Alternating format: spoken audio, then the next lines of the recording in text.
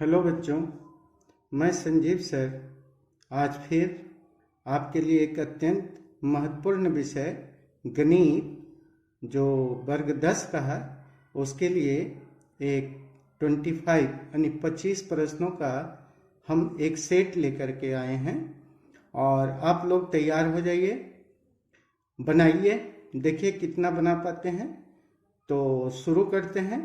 आज का हमारा पहला जो प्रश्न है ऑब्जेक्टिव का वो है √2 संख्या है। कैसी संख्या है? परिमेय है, अपरिमेय है, प्राकृत है।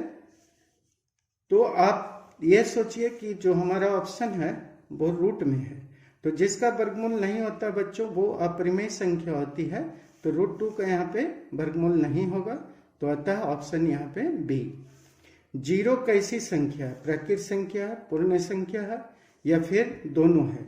तो यहाँ पे प्राकृत संख्या वो संख्या होता है जो 1 से शुरू होता है, पूर्ण संख्या 0 से शुरू होती है। यानी जो संख्या 0 से शुरू हो पूर्ण संख्या, जो 1 से शुरू हो प्राकृत संख्या। तो यहाँ पे आंसर आपका ए हो जाएगा।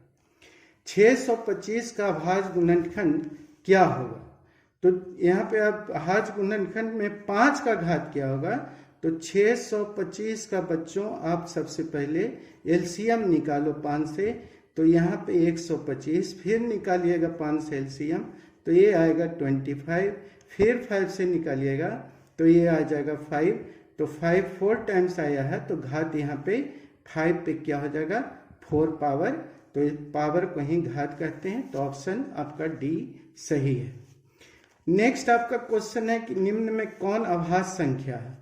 अभाज्य संख्या बच्चों कौन होता है? जिसका जो 1 से या फिर अपने आप से कटे।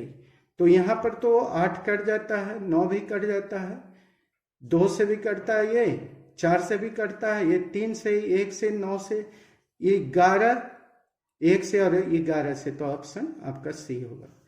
बिना घात का बहुपद कहलाता है जिस पर घात ही ना हो, उसको द्विघात तो 2 पावर हो गया, त्रिघात 3 पावर का हो गया, रैखिक घात इसका सही ऑप्शन होगा ए।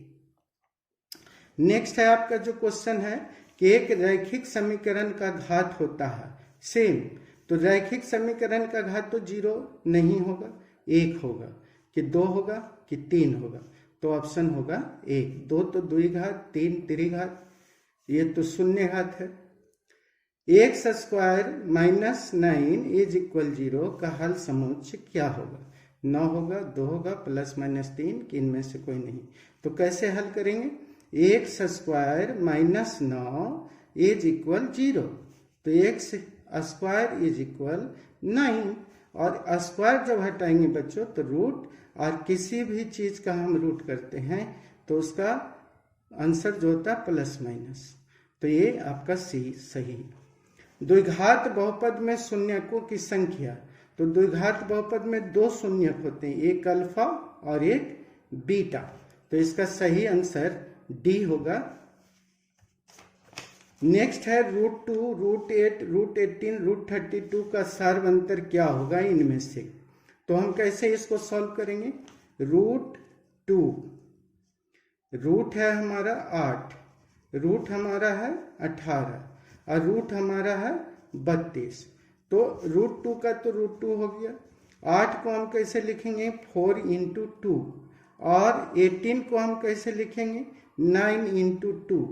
और 32 को कैसे लिखेंगे? 16 × 2। तो हल कीजिए इसको। तो ये आपका √2, ये हो गया आपका 2 और √2, ये हो गया 3√2 और ये हो गया 4√2। तो बच्चों यहाँ पे देखिए सबको √2 का सम में डिफरेंस है, तो सही आंसर कौन होगा? ए। सभी वर्ग होते हैं, क्या होते हैं बताइए? सभी वर्ग होते हैं, क्या होते हैं? हमको समझाइए। तो सभी वर्ग यहाँ पे जो होगा समरूप होगा कि सर्वांशम होगा कि समानुपाती होगा?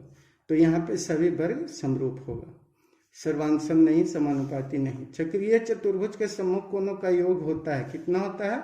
90 डिग्री, 120 डिग्री, 180 डिग्री कि 360 डिग्री। तो सही आंसर कौन होगा इसमें से? आपका सही आंसर होगा 180 डिग्री। 9 sec² θ - tan² theta. तो 9 कॉमन ले लो बच्चों, तो बच जाएगा sec square minus ten square. Sec square minus ten square का वैल्यू होता है 1, तो 9 इंटू 1 इज इक्वल 9, तो ऑप्शन आपका डी। tan पाई बाई 2 का मान होगा, पाई का वैल्यू 180 डिग्री, 180 में 2 से डिवाइड करो 90 डिग्री। tan 90 का वैल्यू 0 इन्फिनाइट √3 1/√3, आंसर होगा √3। सॉरी, यहाँ पे बी आंसर होगा अपरिभाषित। हम पिछले वीडियो में इसका हम दे चुके हैं, आपका त्रिकोणमिति का पूरे चैप्टर का फॉर्मूला हम लोड कर दिया है, आप उसको देखिए और याद कीजिए ताकि आगे दिक्कत ना हो। नेक्स्ट है आपका